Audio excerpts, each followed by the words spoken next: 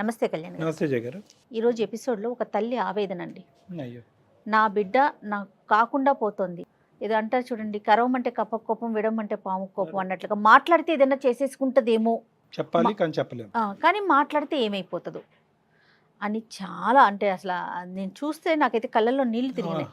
మరి ఫోన్ చేసేస్తానండి, చేయండి number madam. ఇచ్చారు, ఒకసారి అర్జెంటుగా మీరు మాట్లాడాల్సిన పరిస్థితి ఇది. ఈరోజు పిల్లలు ఎట్లా ఉన్నారంటే కళ్యాణ్ గారు, చాలా ఫాస్ట్గా ఉండటం ముఖ్యమే కానీ సూపర్ ఫాస్ట్ అయిపోతున్నారండి. అదే మినిమం ఎథిక్స్ కానీ ఏమీ కనిపించట్లా. పిల్లలు ఈ రోజులు ఆడపిల్లలనే ఉన్నారు, మగ పిల్లలనే ఉన్నారు. హలో, లక్ష్మి గారండి? అవును మేడం. నమస్తే అండి, నేను జయాని అందమైన జీవితం ప్రోగ్రామ్ నుంచి కాల్ చేస్తున్నా. నమస్తే మేడం. నమస్తే అండి, మీ మెయిల్ చూశానండి. డాక్టర్ గారు ఉన్నారు, డాక్టర్ కళ్యాణ్ చక్రవర్తి గారు. నమస్తే సార్. మీరు నమస్తే. యా, నమస్తే. ఒకసారి మాట్లాడండి. ఏం పేరమ్మా? లక్ష్మియా? లక్ష్మి సార్. నమస్కారం లక్ష్మి గారు, చెప్పండి అమ్మా. పెళ్ళై చాలా సంవత్సరాలు అయింది మేడం. 10-15 సంవత్సరాలైనా కూడా నాకు పిల్లలు పుట్టలేదు మేడం. ఓకే. ఆ తర్వాత భగవంతుడి దయ వల్ల నాకు ఒక పాప పుట్టింది మేడం. సంతోషం. ఆ పాపను మేము చాలా ప్రాణంగా పెంచుకున్నాం మేడం. నేను, మా ఆయన, ఇంకా మా ఆయననైతే అసలు కాలు కింద పెట్టకుండా పెంచిండు మేడం పాపని. అదే లేక లేక కలిగింది కదా. అంత ప్రేమగా పెంచుకొని ఇంటర్ వరకు మా దగ్గరే పెరిగింది మేడం అమ్మాయి. ఇంటర్ తర్వాత ఇంకా పై చదువుల కోసం వేరే దగ్గర జాయిన్ చేద్దాము, బీటెక్ అట్లా చేయించేసి అని చెప్పేసి వేరే హాస్టల్లో జాయిన్ చేశాం మేడం. ఎక్కడమ్మా, ఎక్కడ జాయిన్ చేశారు? ఏ ఊరు? బెంగళూరు. మీరు ఎక్కడ ఉంటారు? మేము ఇక్కడ వైజాగ్. తర్వాత ఎప్పుడైతే అక్కడికి షిఫ్ట్ అయిపోయిందో, ఏది బెంగళూరు? ఈ పై చదువుల కోసం ఎప్పుడైతే మేము ఇక్కడ నుండి పంపించేసామో, అక్కడ స్నేహితులు, అక్కడ వాతావరణం ఉంటది సార్, కల్చర్ ఏంటిదో మనకు తెలియదు, దూరంగా ఉన్నాం కదా సార్. ఫ్రెండ్స్ వాళ్ళు, ఫ్రెండ్స్ వల్ల అట్లా చెడిపోయే అవకాశాలు కూడా ఉన్నాయి. మనకు తెలీదు. బాగుండాలమ్మా, తినాలి, జాగ్రత్తగా ఉండాలి, ఎర్లీగా పడుకోవాలి, మనం ఇవన్నీ జాగ్రత్తలు చెప్తాం తల్లిగా. ఎంత చెప్పాలో అంత చెప్పుకుంటూ వచ్చాం. ఓకే. చదువు అయిపోయింది, జాబ్ లో జాయిన్ అవుతానండి. జాబ్ లో జాయిన్ అవుతానంటే సరే అని జాబ్ లో జాయిన్ అయిన తర్వాత మళ్ళీ ఒక రోజు వెళ్లాల్సి వచ్చింది. అమ్మాయి బర్త్డే వచ్చింది, పుట్టినరోజు వస్తే మా ఆయనకి హార్ట్ ఆపరేషన్ అయింది మేడం ఇక్కడ. నేను ఎలాగో వెళ్ళలేను కదా, పాపను చూసిరా, సర్ప్రైజ్ ఇచ్చిరా, గిఫ్ట్లు కొనిచ్చేసి కొన్ని డబ్బులు ఇచ్చిరా అని నన్ను పంపించాడు మేడం. నేను వెళ్ళాను మేడం అక్కడికి. బెంగళూరు వెళ్ళారా? సర్ప్రైజ్ ఇద్దామని వెళ్ళాను. అదేలే. సర్ప్రైజ్ ఇద్దామని అక్కడికి వెళ్ళేసరికి లాక్ వేసి ఉంది. మీరు వెళ్ళినప్పుడు తాళం వేసి ఉంది. అదేంటి, హాస్టల్ రూమా లేదంటే పాప ఏమైనా విడిగా ఫ్లాట్ తీసుకుందా? ఫ్లాట్ తీసుకొని ఉంది సార్ పాప. పోయేసరికి తాళం వేసి ఉందని నేను ఫోన్ చేశాను సార్ పాపకి. ఫోన్ చేస్తే ఎక్కడున్నావమ్మా అంటే, నేను ఆఫీస్ దగ్గరలో ఉన్న మమ్మీ, సెల్ఫ్ లో ఉంది, కీ తీసుకొని నువ్వు లోపలికి వెళ్ళు అని చెప్పింది. నేను వస్తాను అని. కీ అక్కడే దగ్గర ఎక్కడో సీక్రెట్ గా పెట్టింది, సెల్ఫ్ లో పెట్టింది. ఎప్పుడన్నా వాళ్ళు ఫ్రెండ్స్ వస్తారేమో తీసుకొని వెళ్ళడానికని నేను అనుకున్నాను. లాక్ తీద్దామని లాక్ తెరిచి చూశాను సార్. లోపలికి వెళ్ళాను, లాక్ తెరిచి చూసేసరికి నా మైండ్ మొత్తం బ్లాక్ అయిపోయింది సార్. అక్కడ అంతా చూడకూడని అన్ని ఉన్నాయి సార్. అక్కడ ఇటు చూస్తేనేమో మందు బాటిల్స్, అటు చూస్తేనేమో కాల్చిన సిగరెట్ ముక్కలు, బెడ్ దులుపుదామంటేనేమో భార్యాభర్తలు కాపురానికి పిల్లలు పుట్టకుండా వాడుకునే అన్ని మందులు అవి ఇవి ఉన్నాయి సార్. చూసేసరికి ఇక నాకు మొత్తం కళ్ళు తిరిగిపోయింది సార్. ఈ విషయం మా ఆయనకు తెలిసి గుండె పగిలి అక్కడి నుంచి చచ్చిపోతాడు సార్ మా ఆయన.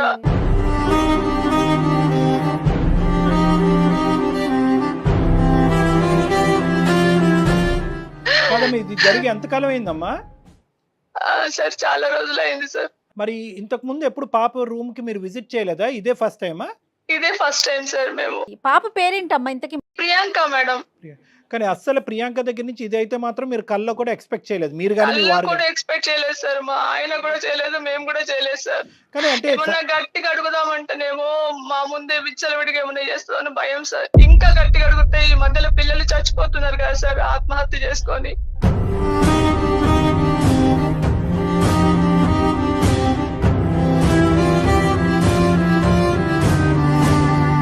ఇలా ఏం అడుగుతాం సార్? ఆయనకు తెలిసేది ఉంటే పరువు కోసం ప్రాణం ఇచ్చే మనిషి సార్.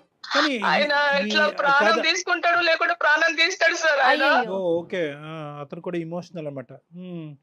కాదమ్మా లక్ష్మి, ఇప్పుడు ఎప్పుడైనా ఫోన్‌లో మాట్లాడినప్పుడు గాని, వీడియో కాల్ చేసినప్పుడు గాని, పాప పరిస్థితి ఎలా ఉండేదమ్మా? అంటే ఏమన్నా ఇలాంటిది జరుగుతుందనేటువంటి కొద్దిపాటి అనుమానం కూడా మీకు రాలేదా? అనుమానమే రాలేదు సార్. ఎందుకంటే అంత నమ్మకంగా పంపించాము. మన పిల్లల మీద ఎంత ప్రేమ నమ్మకం పెట్టుకుంటాం సార్ చెప్పండి.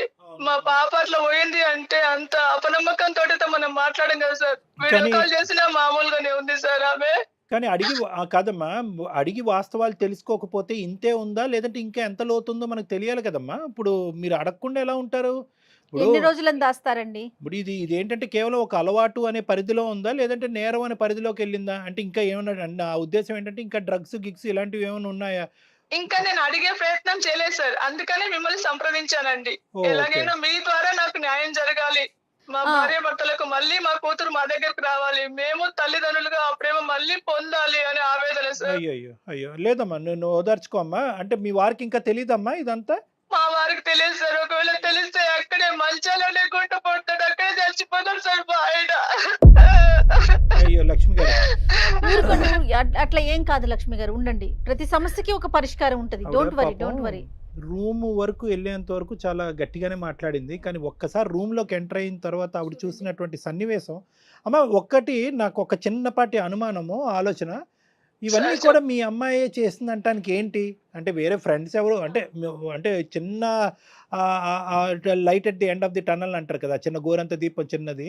బహుశా ఏమన్నా ఫ్రెండ్స్ వచ్చి అది వాడటమా? లేదంటే వేరే వాళ్ళకి ఎవరికైనా రూము ఏదైనా సబ్ లీజ్ లాంటికి ఇచ్చి ఎవరైనా ఫ్రెండ్స్‌కి ఇచ్చి వాడుకోవటం వల్ల అలా ఏర్పడిందనేది ఒక చిన్న, ఎందుకంటే మీరు మొదటి నుంచి మీ అమ్మాయి క్యారెక్టర్ గురించి చెప్తూ అద్భుతంగా ఉంది, మా అమ్మాయికి మించిన వాళ్ళు ఎవరు లేరంటున్నారు. అలాంటి అమ్మాయి ఇలాగ కేవలం వైజాగ్ నుంచి బెంగుళూరు వచ్చి ఇంత మార్పు చెందుతదా? అంటే మాట్లాడే విధానంలో మనకు తెలిసిపోతుంది కదా సార్ ఎలా ఉంది అనేది. ఇప్పుడు మామూలుగా మాట్లాడడంలో అమ్మ నేను వస్తున్నాను ఎంత ప్రేమగా పరిగెత్తుకొని నేను వస్తున్న ఊరు నుండి వచ్చానంటే పరిగెత్తుకొని వస్తారు కదా. అదే. నువ్వు అక్కడ ఉండు నేను వస్తున్నాను మాటల విధానంలో మనం తెలుసుకోవచ్చు కదా సార్. కానీ నా చిన్న డౌట్ ఏంటంటేనమ్మా, అసలు ప్రియాంక అసలు మాట్లాడటానికి ఇష్టపడతదా? తను ఉండేటటువంటి పొజిషన్‌లో మాగోటి వాళ్ళు మాట్లాడగలమా ఆ అమ్మాయితో? సార్ మీరే మాట్లాడాలి సార్. ఎందుకంటే ఇప్పుడు ఒక తల్లిగా నేను మాట్లాడితే ఎక్కడ నుండి ఏ సమాధానం వస్తుందో ఏ ప్రశ్న వస్తుందో అని నేను హడలిపోతున్నా సార్. ఎందుకంటే ఇప్పుడు నేను మాట్లాడితే తను ఎట్లా రియాక్ట్ అవుతుందో కూడా నాకు తెలియదు సార్. ఈరోజు ఒక తల్లిగా మీరు అడిగితేనే సహించలేనటువంటి ఒక అమ్మాయి ఈరోజు నాకెంత రెస్పెక్ట్ ఇస్తుంది, నా మాట ఎంత వింటుంది అనేది కూడా అనుమానాస్పదమే. ఎందుకంటే మీరెవరండి, మా అమ్మకు లేనటువంటి బాధ మీకెందుకు అనేటటువంటి మాట రావచ్చు. నేనేమంటున్నానంటే కనుక ఆ అమ్మాయికి ఇష్టపడేది కానీ గౌరవించేటటువంటి పెద్దలు ఎవరన్నా మీకు తెలిసిన వాళ్ళు ఎవరన్నా ఉన్నారా? ఆ అమ్మాయి డైరెక్ట్గా మనం ఇలాగ డాక్టర్ అని చెప్తే కనుక, సైకియాట్రిస్ట్ అని చెప్తే కనుక ఏ విధంగా రియాక్ట్ అవుద్దో మనం ఊహించుకోలేము. కాబట్టి అట్లీస్ట్ మీ వారి యొక్క స్నేహితుడో, పెద్దనానో, లేదంటే ఫ్రెండ్ ఏదో విధంగా. అలా చెప్పండి సార్. మా ఆయన ఫ్రెండ్ అని అలా మొదలు పెడదాం సార్. ఏంటి మీ ఆయన గారి ఫ్రెండ్, పాపకు తెలిసినటువంటి మీ ఆయన గారి ఫ్రెండ్ పేరు ఏదన్నా ఉందా? రామారావు గారు. రామారావు గారు అని నేను అంటాను. చూద్దాం అమ్మాయి ఇలాగా నేను రామారావు గారిని మాట్లాడుతున్నానమ్మా, చిన్నప్పటి నుంచి నిన్ను చూసిన వాడిని అని ఆ విధంగా మనం ముందుకు తీసుకెళ్ళి ఏ విధంగా రియాక్ట్ అవుతుందో చూద్దాం. తర్వాత మన ఐడెంటిటీ అనేది రివీల్ చేద్దాం అమ్మా. నాకు ఒకసారి నెంబర్ ఫార్వర్డ్ చేయండి ఇదే నెంబర్కి. మీకు వాట్సాప్ లో నంబర్ సెండ్ చేస్తాను మేడం. అదే డాక్టర్ గారు ఏమంటున్నారంటే, అమ్మాయి కూడా చెప్పాక ప్రియాంకకి చెప్పినాక అమ్మ కూడా ఉంది అన్నాక అప్పుడు మీరు మాట్లాడుదురు కానీ. అలాగే మేడం. రైట్ అండి. పరిస్థితి బట్టి మాట్లాడదాం. హలో ప్రియాంక. హలో హలో చెప్పండి ఎవరు? అమ్మా ప్రియాంక, నేను రామారావునమ్మా, నాన్నగారు వాళ్ళ స్నేహితుడిని. గుర్తున్నానమ్మా? ఏమోనండి నాకు గుర్తులేదు. చెప్పండి. నేను నాన్నగారు చిన్నప్పుడు ఒకే ఆఫీస్లో పనిచేసే వాళ్ళం అమ్మా. ఎలా ఉన్నావు తల్లి? బానే ఉన్నాను. చెప్పండి మీరు ఎలా ఉన్నారు? నాన్నగారికి ఈ మధ్యన ఆరోగ్యం బాగాలేదు తెలుసు కదా. అవును. హార్ట్కి సంబంధించినటువంటి ఇష్యూ ఒకటి ఉండే కదమ్మా. అయితే నాన్నగారు ఏమొచ్చి ఒకసారి పాప ఎలా ఉందో ఒకసారి మీరు కూడా కనుక్కొని తెలుసుకోండి, ఎందుకంటే ఈ మధ్యకాలంలో నాకు ఈ హార్ట్ ఇష్యూస్ ఉండటం వల్ల పూర్తి స్థాయిలో నేను పాపతో కూడా కమ్యూనికేట్ చేయలేకపోతున్నాను అని అన్నారన్నమాట. సో అందు గురించి నేను నెంబర్ ఇస్తే కనుక నేను మాట్లాడుతున్నాను. ఎలా ఉన్నావమ్మా? మొన్న మా మమ్మీ వచ్చింది, చూసింది, వెళ్ళారు కదా, ఇంకేంటి తెలిసిందే కదా. అదేనమ్మా, అమ్మతో కూడా మాట్లాడటం జరిగింది నాన్న. అమ్మతో కూడా మాట్లాడితే అమ్మ ఏమో వచ్చి కొద్దిగా బాధపడింది అనమాట. అంటే తను రూమ్కి వచ్చినప్పుడు నువ్వు లేవంట. సరే ఎక్కడో ఫ్రెండ్ ఇంటికో బయటకో ఎక్కడికో వెళ్ళి ఉంటావు అన్నట్టుగా అమ్మ అనుకుంది. లోపలికి వెళ్ళింది, ఆ తాళం అక్కడే పెట్టేవంటగా లోపలికి వెళ్ళింది అమ్మ. అయితే అక్కడేవో కొన్ని చూడకూడనివన్నీ చూసి అమ్మ చాలా మనస్తాపం చెంది ఒక డిప్రెషన్‌లోకి వెళ్ళి నాకు చెప్పిందమ్మ. నాకు కూడా ఫోన్ చేసి చెప్పింది. అంటే నాన్నగారి వరకు ఈ సబ్జెక్ట్ ఇంకా మనం పట్టుకెళ్ళలేదు. ఎందుకంటే నాన్నగారు ఉండేటటువంటి పరిస్థితి బట్టి ఇప్పుడు అతడికి ఈ పరిస్థితిలో ఇది తీసుకెళ్ళి చెప్తే కనుక బాగుండదన్నట్టు. ఇవన్నీ మీకెందుకు అసలు?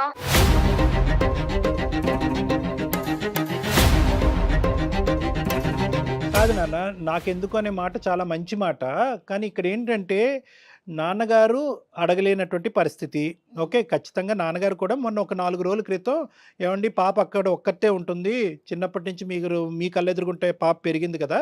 ఒకసారి కనుక్కోవటం అనేటటువంటి మాట అంటం వాస్తవమే. కానీ దాంతో పాటు అమ్మ తర్వాత నాకు ఈ షాకింగ్ న్యూస్ చెప్పేటప్పటికి ఇంకా నా మీద ఇంకా బాధ్యత పెరిగిందమ్మా. అంటే మీ కుటుంబానికి చిన్నప్పటి నుంచి తెలిసినటువంటి ఒక వ్యక్తిలాగా, మీ నాన్నగారి తర్వాత ఒక పెద్ద స్థాయిలో ఉండేటటువంటి ఒక వ్యక్తిలాగా నువ్వు నువ్వు నువ్వు ఈ పరిస్థితుల్లో ఏ పరిస్థితిలో ఉన్నావు అనేటటువంటి తెలుసుకోవటం ఒక ఇంపార్టెంట్ అంశంగా భావిస్తూ నేను కాల్ చేయటం జరిగిందనమాట. ఇవన్నీ అంటే నాకెందుకు అనేది ఒక సబ్జెక్ట్ అమ్మా. అక్కడ మీ అమ్మగారు చూసినటువంటివి నిజాలా కాదా అనేది రెండో సబ్జెక్టు. అవి నిజాలా కాదా? చూడండి అంకుల్, మీరు ఇవన్నీ కనుక్కునే అవసరం లేదు. మీ వర్క్ ఏంటి అది చూడండి ఫస్ట్.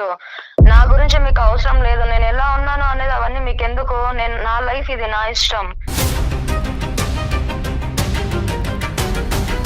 నేను ఎలాగైనా ఉంటాను. అది అడిగే రైట్స్ మీకు లేవు.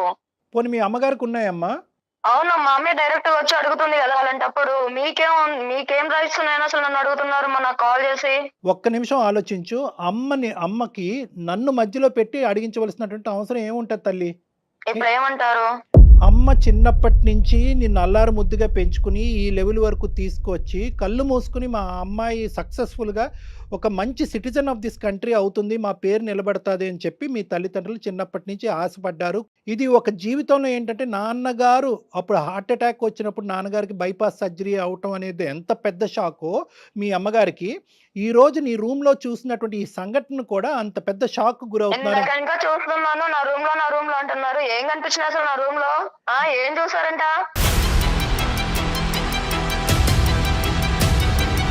అంత పెద్దగా ఏమున్నవి చూడండి, ఏముంటాయి అసలు చూడడానికి? ఏమున్నాయంట అసలు?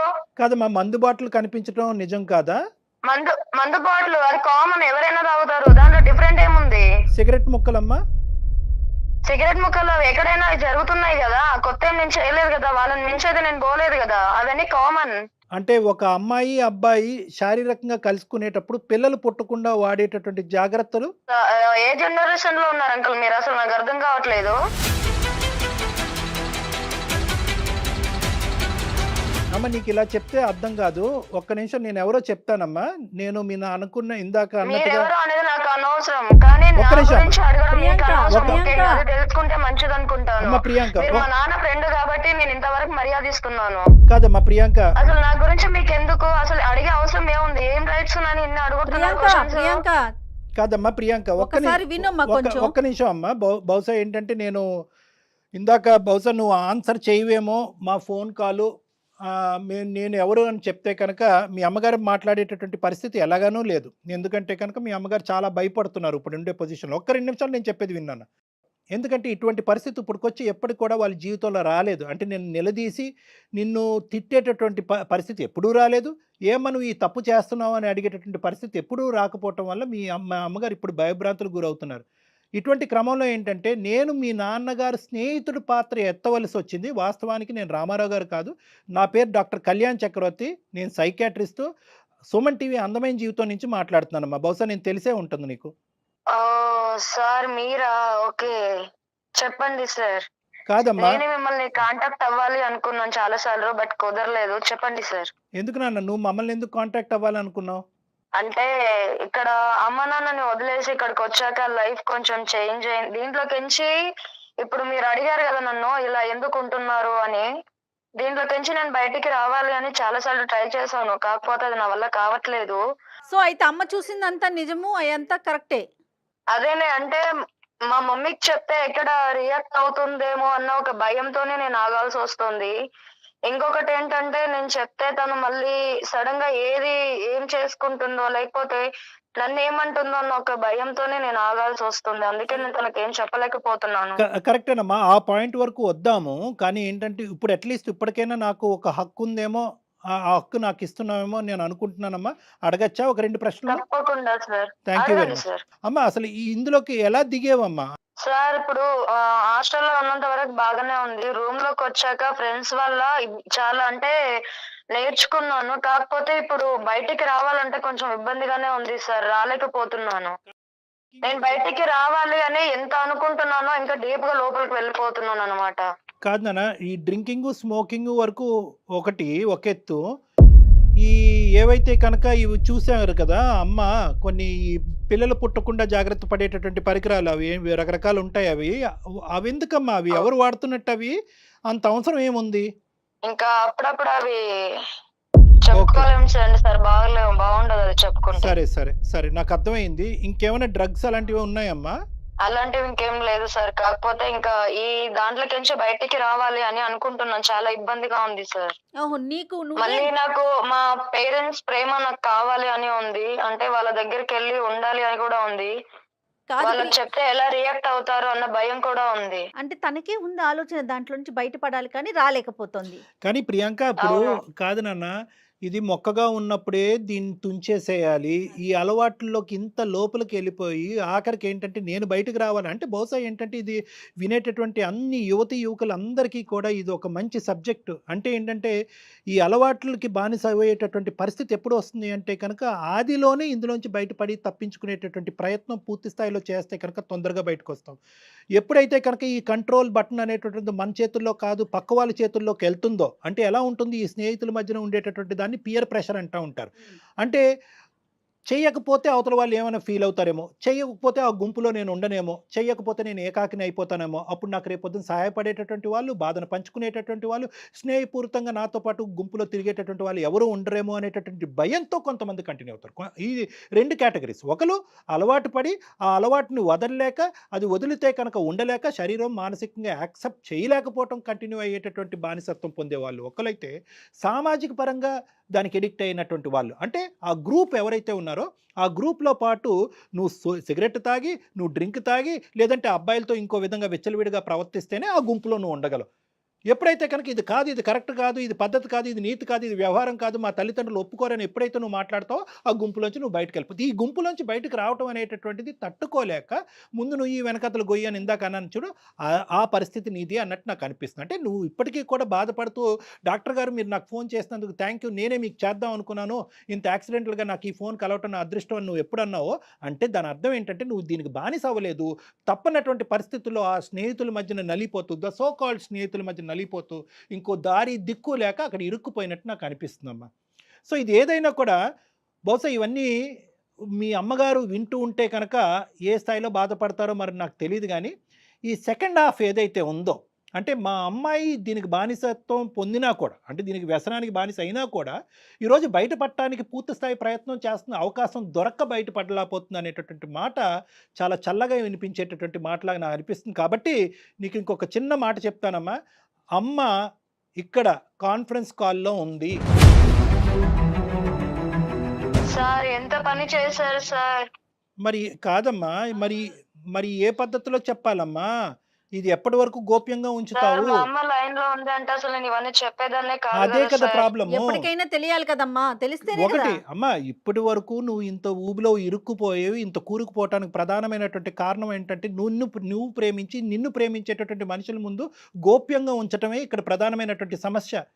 అందుగురించే మేము చెప్తా ఉంటాం, ఇలాంటి ఆ సమస్యలు వస్తే కనుక ఆడపిల్లలు మగపిల్లలు ముందస్తునే తల్లిదండ్రులు ఎదురుగుంటా నిలబడి ధైర్యంగా చెప్పండి. తల్లిదండ్రులు అర్థం చేసుకునేటటువంటి పొజిషన్లో ఉంటారు. ఆఖరికి నేను ఈరోజు మీడియేషన్ చేస్తూ మీ అమ్మగారు నీ కమ్యూనికేట్ చేయలేకపోతున్నారు, నువ్వు మీ అమ్మగారు కమ్యూనికేట్ చేయలేకపోతున్నావు అనే పరిస్థితి రావటం వల్ల నేను మీడియేషన్ చేసి ఇక్కడ చెప్తే ఈరోజు మళ్ళీ నువ్వు పాత కథే పాడుతున్నావు. మాట్లాడు ఒకసారి, అమ్మతో మాట్లాడు. సారీ మా, అంటే మొన్న తను ఊరు ఇంకా వచ్చింది సార్, కానీ నేను తను అంత దూరంతోనే నా మీద ప్రేమతో వచ్చినా కూడా నేను కలవలేకపోయాను తనని. బట్ మీరు ఇలా పెట్టేసరికి నిజంగా నాకు ఏం మాట్లాడాలో మాట్లాడు, అర్థం పర్వాలేదు, కావట్లేదు. ఏమి ఎప్పుడు ఓపెన్ అవ్వు. అమ్మా ఇప్పుడు ఒకటే, మీరిద్దరూ ఎదురుబెదురు ఉన్నారు, అమ్మ కూడా లైన్లోనే ఉంది, ఇంకా చాలు ఈ అంతర్యుద్ధము. ఎవరు కూడా ఇక్కడ ఎవరు అడగటం వల్ల ఎవరికి కోపాలు రావు, తాపాలు రావు. దయచేసి తల్లి కూతుర్లు మీ ఇద్దరు ఎదురుబెదురు ఉన్నారు, ఇక్కడ జరిగినటువంటి నష్టం కష్టం ఏమీ లేదు. మళ్ళీ మీ పాత డైనమిక్స్ 110% పుట్టుకొస్తాయి. కాబట్టి లక్ష్మి గారు, ప్రియాంక లైన్లో ఉంది, ప్రియాంక లక్ష్మి గారు లైన్లో ఉన్నారు, ఇద్దరు మాట్లాడుకోండి. హలో. మా నేను కావాలని దీంట్లోకి రాలేదు మా. అంటే ఊరు ఇంకా వచ్చినప్పుడు నేను బాగానే ఉన్నాను. ఇక్కడ రూమ్ లోకి షిఫ్ట్ అయ్యాక ఫ్రెండ్స్ వల్ల నేను ఇలా అయ్యాను. దీంట్లోకి ఎంచే బయటికి రావాలని చాలా ట్రై చేశాను, అయినా నా వల్ల కావట్లేదు. సారీ అమ్మా. కానీ నీకు అమ్మ నాన్న ఎప్పుడు గుర్తు రాలేదా అమ్మ ఆ పనులు చేసేటప్పుడు? రియలీ సారీ అమ్మా. ఎంత ప్రాణంగా పెంచుకున్నావమ్మా నిన్ను. నేను బయటికి రావాలని చూస్తున్నాను అమ్మా, కానీ నా వల్ల కావట్లేదమ్మా. నాన్నకి ఈ విషయం చేస్తే బతుకుతాడు అనుకున్నావా అమ్మా?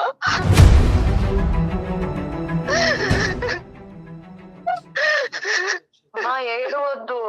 ఇప్పుడు నేను మళ్ళీ నాకు ఒక అవకాశం ఇవ్వమంటున్నాను నిన్ను. ఇంకా నాకు ఈ జాబ్ కూడా వద్దు, నాకు ఈ రూమ్ కూడా వద్దు. నేను మళ్ళీ వచ్చి మీ దగ్గరే ఉంటాను.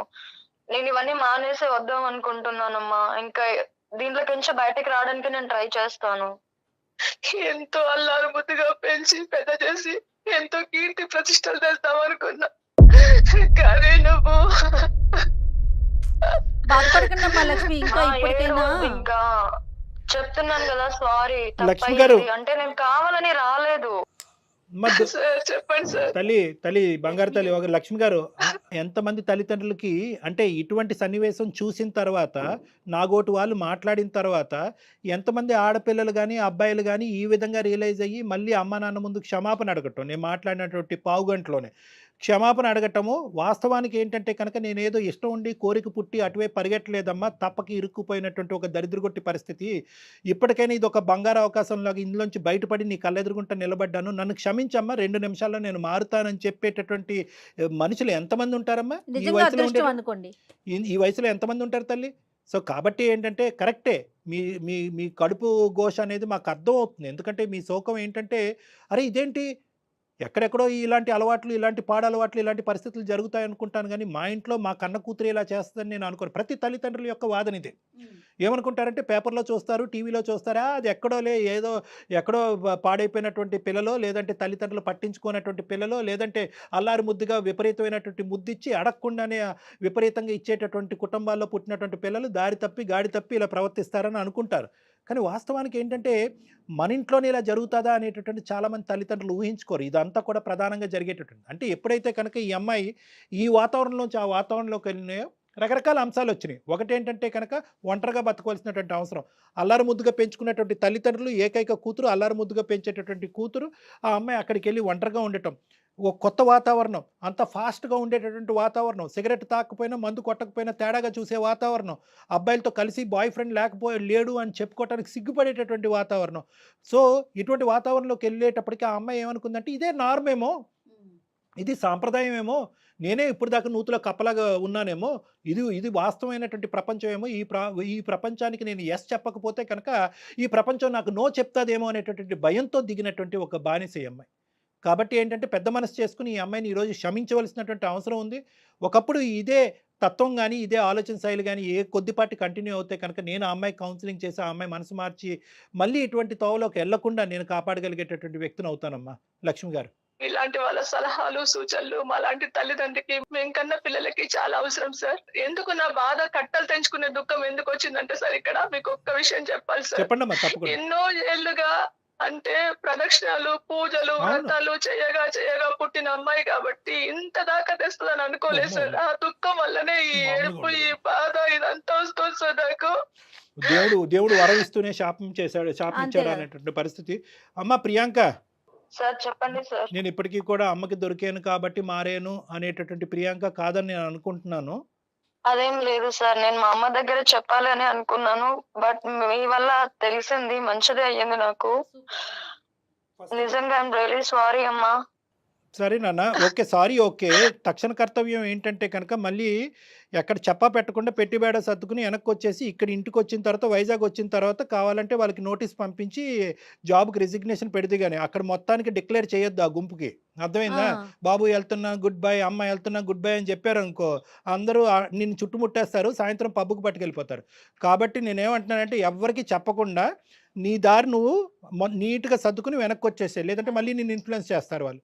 Okay sir. చిప్పుగా వచ్చేసేయాలని అది డాక్టర్ గారు చెప్పే సలహా. మీ అమ్మా ఇద్దరికి మేము పాదాభివందనం చెప్పుకుంటున్నాము. మీ వల్లనే నా కూతురు నాకు దక్కింది. మీకు చాలా చాలా ధన్యవాదాలు సార్. అయ్యో థ్యాంక్స్ లక్ష్మి గారు. థ్యాంక్ యూ అండి, థ్యాంక్ యూ. ఇంకా Thanks for the blessing. బాధపడకండి, తను హ్యాపీగా తిరిగి వచ్చేస్తుంది, చక్కగా ఉండండి. అలాగే సార్, అలాగే. Okay. Thank you sir, thank you so much sir. Thank you అమ్మా. ఓకే థ్యాంక్ యూ, నమస్తే.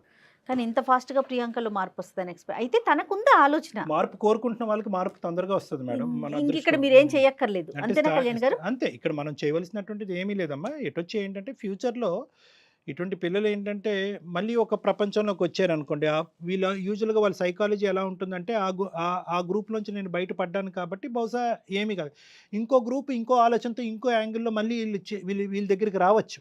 సో కాబట్టి ఏంటంటే వీళ్ళని కర్తవ్యం ఎప్పుడు చూసుకుంటూ ఉండాలి. అంటే కర్తవ్యం అంటే first realization of responsibility, ROR అంటూ ఉంటారు. పిల్లలందరికీ చెప్తూ ఉంటాను నేను, రియలైజేషన్ ఆఫ్ రెస్పాన్సిబిలిటీ. మీ బాధ్యత ఏంటి, మీ వయసు ఏంటి, మీ బాధ్యత ఏంటి, మీ తల్లిదండ్రులు మీ దగ్గర నుంచి ఏం కోరుకున్నారు, ఈ రెస్పాన్సిబిలిటీ రియలైజ్ అయ్యేంత వరకు ప్రియాంక లాంటి వాళ్ళు చాలామంది రావచ్చు, వాళ్ళు వచ్చేటటువంటి మార్పు మాత్రం పర్మనెంట్ కాదు. సో ఈ రియలైజేషన్ రావాలి. అది తెప్పించడానికి కొన్ని కౌన్సిలింగ్ సెషన్స్ అనేది యూజువల్గా చేస్తూ ఉంటాం. ప్రియాంకకి ఏం అవసరం పడకపోవచ్చమ్మా. రైట్ అండి, థ్యాంక్ యూ కళ్యాణ్ గారు. థ్యాంక్ యూ నమస్తే. జగన్, నమస్తే. అత్యాధునికమైన టెక్నాలజీతో ఫెర్టిలిటీ ట్రీట్మెంట్ అందిస్తోంది మెడిసి IVF.